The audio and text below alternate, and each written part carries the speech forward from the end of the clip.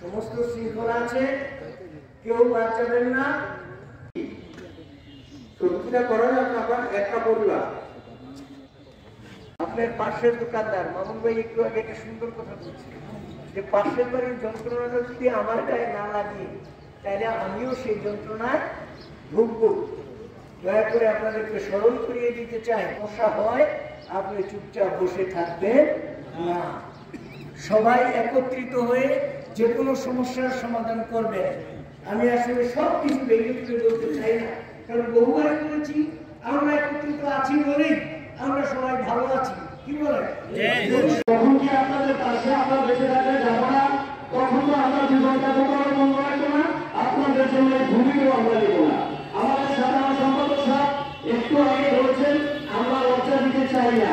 আমি আশা করি এই বক্তব্য করে যারা এই ধরনের মন মানসিকতা আছে তারা ইনশাআল্লাহ পরিবর্তন হয়ে যাবেন, কালেকশন দিলে সাথে সাথে কালেকশন দিয়ে দেবেন। চান্দিনাবাজারে আমাদের এমন পরিস্থিতি হয়েছে, চান্দিনাবাজার যদি কাপড় বাজার একটা খাম্পা না পড়ে সমস্ত খাম্পা হেঁটে সাথে লড়তে প্রস্তুত আমরা আছি। আমরা বলেছি আমার বক্তব্য দীর্ঘায়িত করতে চাই না, এর বলে আমার বক্তব্য এখানে শেষ করছি। আসসালামু আলাইকুম ওয়া রাহমাতুল্লাহ ওয়া বারাকাতুহু।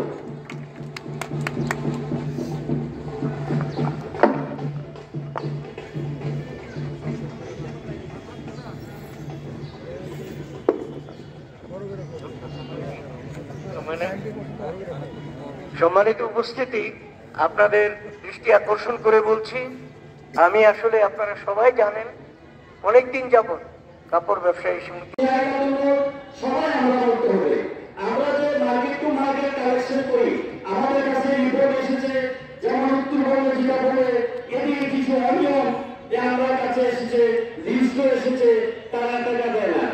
আমরা যে কোনো একটা সদস্য মারা গেলে চান্দিনাবাজার 5 মিনিটের